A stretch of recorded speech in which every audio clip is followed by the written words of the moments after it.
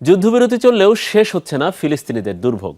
একের পর এক কঠিন পরীক্ষার সম্মুখীন গাজাবাসী। তীব্র খাদ্য সংকটের সাথে চারিদিকে পানির জন্য হাহাকার।